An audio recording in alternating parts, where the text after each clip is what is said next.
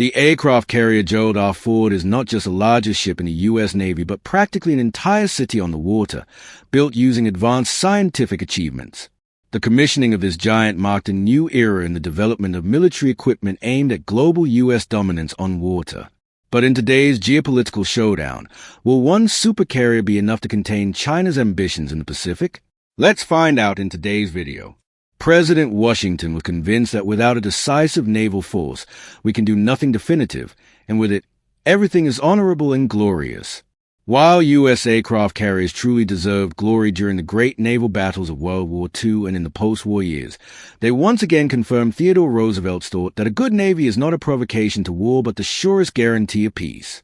USS Gerald R. Ford, or CVN-78, which launched back in 2017 as the largest and most powerful warship ever built in the world, continues this wonderful tradition, serving as a main guarantor of the peaceful and free use of the seas and oceans.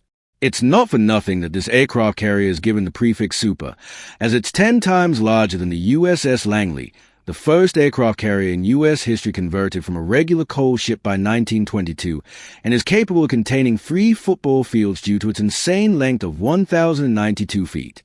Construction of the Ford class, once begun as a CVN-21 program, started in the summer of 2005 when Northrop Grumman ceremoniously cut steel for a 15-ton plate that would later become part of the carrier's side hull. The construction of the giant was entrusted to the only shipyard in the United States capable of building nuclear aircraft carriers, Newport News Shipbuilding in Newport News, Virginia. Where there's a grand ship, there's a corresponding price.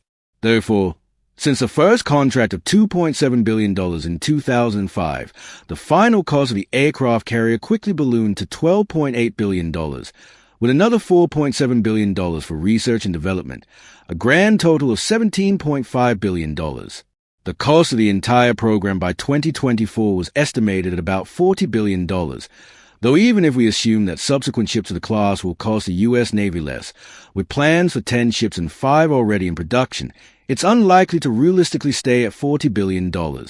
But to better understand why so many hard-earned American taxpayer dollars were spent, let's go over the main systems of this futuristic aircraft carrier.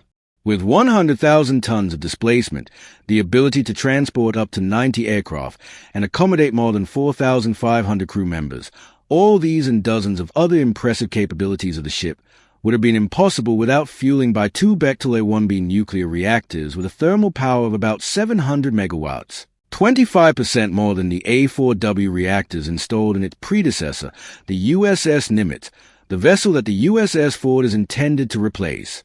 Not to mention that the reactors in the new aircraft carrier are much less demanding in terms of maintenance. Gerald R. Ford converts steam into power by piping it into 4 main turbine generators, MTGs, thereby generating electricity for the ship's main systems as well as the new electromagnetic catapults, the Electromagnetic Aircraft Launch System, EMLS. Such a replacement for traditional steam catapults, with a linear asynchronous motor instead of a steam piston, weighs several times less, accelerates aircraft much more smoothly without putting unnecessary stress on both the aircraft and the pilots, and eliminates the need for steam storage for the supercarrier, freeing up a lot of space below deck. Additionally, by using EMLS in tandem with an innovative braking system called Advanced Arresting Gear, AAG, the number of sorties per day increases by 25%. Moreover, this is rather a bonus since the main task of AAG, which replaced hydraulics, was to reduce the load on the hulls of the latest combat and reconnaissance UAVs. And in order to quickly rearm the same aircraft based on the USS Ford's Air Wing, Advanced Weapon Elevators, AWS, are needed, which were both a breakthrough and a headache for fleet. Their task is to ensure the fastest possible transportation of ammunition on the ship from the storage and assembly site directly to the aircraft that will be armed with it. Due to the clever placement of the elevators, ammunition won't cross any air-wing movement zones, minimizing possible traffic problems in hangars and on the flight deck, making rearmament possible in minutes instead of hours. And although certain problems have been showing up since 2016 regarding their performance, by 2021, the last of the 11 AWS was brought into combat-ready condition. Where would we be without the latest sensors and self-defense systems? The aircraft carrier received the latest dual-band radar, DBR, being developed by the Raytheon team for another futuristic U.S. Navy ship, the Zumwalt class. It's funny that Zumwalt itself decided to abandon it in its order to reduce the cost of production of already expensive ships, but CVN-78 Gerald R. Ford kept it, though the next ship, CVN-79 John F. Kennedy, instead of the DBR at a cost of $500 million, opted for the Enterprise Air Surveillance Radar, EASR, saving about $180 million. In June 2021, Gerald R. Ford completed its first full-scale shock test 100 miles from Ponce Inlet, Florida. To do this, the Navy detonated 40,000 pounds of TNT underwater, near the aircraft carrier. The ship passed it with dignity, requiring only 20% of the repair work initially expected by the service as a result of the tests. But one party who definitely did not appreciate such tests, besides Fish, of course, was the U.S. Geological Survey, which subsequently recorded an earthquake measuring 3.9 on the Richter scale. In the spring of 2022, Ford finally departed on its first deployment to Europe, safely leaving its home port in Norfolk, Virginia. Shortly before this, the aircraft carrier conducted a short-term operational deployment in the Atlantic, which included exercises with European allies and partners, task force exercise, though the U.S. Navy itself soon admitted that this was more likely a stress test of the overall capabilities of the CVN-78. In May 2023, Ford arrived in Oslo, Norway, to participate in NATO exercises, welcomed the Norwegian Crown Prince on board, and then set off for the Arctic, visiting Croatia and Italy on the way back. As the ship's voyage nearly came to an end, its carrier group, along with USS Dwight D. Eisenhower, CVN-69, was urgently deployed to the eastern Mediterranean to support regional containment efforts. This happened the day after Hamas attacked Israel. But after Hamas and Iran got a clear signal that the Democracy Navy was not kidding, Ford successfully returned to Norfolk in January 2024 after spending 239 days away from home. During this time, the supercarriers sailed more than 83,000 nautical miles, carried out 43 resupply operations, and its air wing flew more than 10,396 combat sorties. However, while the USS Ford was traveling, China didn't sit idly by and instead recreated a replica target of the American aircraft carrier at a training ground in the Taklamakan Desert, Xinjiang province. This was recorded on satellite images from Planet Labs on January 1st, 2024, but based on images taken earlier, work on the model started back in November 2023. Furthermore, Planet Labs discovered additional targets that strongly resemble American Arleigh boat-class destroyers. The target's more than 1,000 feet long, and the design is virtually identical to the Ford, with an island located closer to the stern than the Nimitz carriers and 4 ejection tracks marked on the target deck to more accurately simulate a ship in motion. The Chinese even made something resembling a rail system that allows them to move targets to practice missile strikes on them.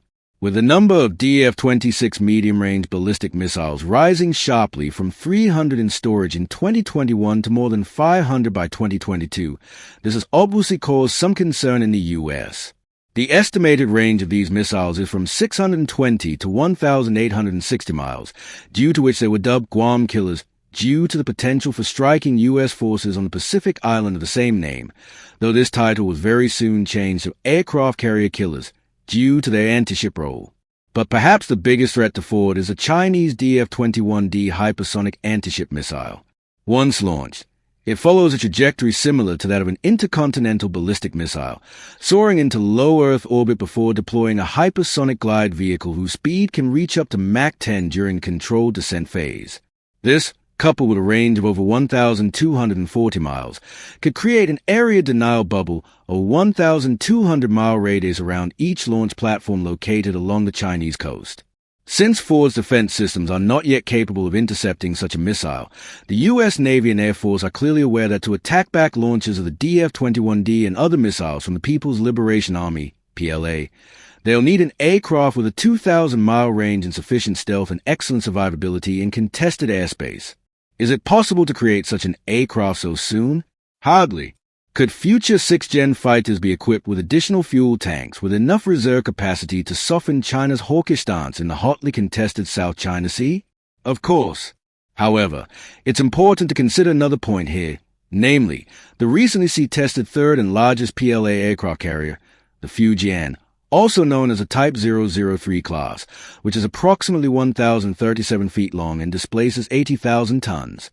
Like the American aircraft carriers, it received the catapult-assisted takeoff but arrested recovery catabar system and 3 EMLS electromagnetic catapults like the USS Ford. At the same time, the PRC vessel runs on conventional, not nuclear, energy, unlike the Ford, which makes fuel requirements a significant problem for the flagship of the Chinese fleet. But the devil is that Fujian can launch and recover 11 KJ-600 airborne early warning, AWNC, aircraft, which closely resemble the U.S. Navy's Grumman E-2D Hawkeye. Such an ace in the hole for the PLA Navy will allow their task force to operate independently away from Chinese territory with a powerful airborne radar overhead, providing comprehensive awareness of what's happening on the battlefield. Simply put, like U.S. Navy aircraft carriers, a Chinese aircraft carrier will have hundreds of miles of command and control around it. Against the backdrop of such news, experts said that displacement and engines, although they play an important role, concern them much less than what a Chinese aircraft carrier is capable of carrying on board.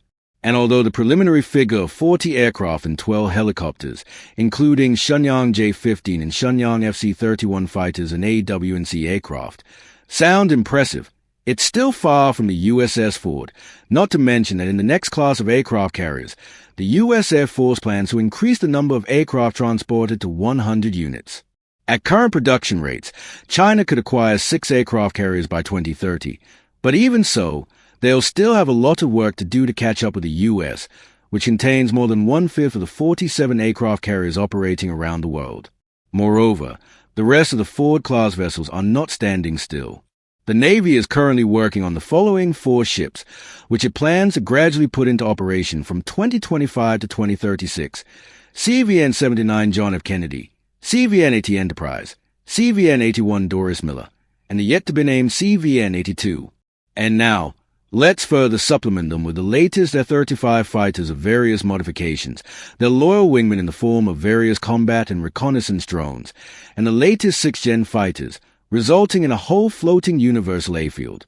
Therefore, even despite the talk about the uselessness and obsolescence of aircraft carriers, they will continue to exist, if only because aircraft are extremely useful, especially when you need to tame someone's territorial ambitions. What do you think? Is it worth investing further in aircraft carriers, or is humanity ready to create more modest and less expensive platforms? Let us know in the comments below. And if you enjoyed the video, please leave a like, subscribe to the channel, and hit that notification bell for more content like today's. Thanks for watching, and we'll see you in the next one.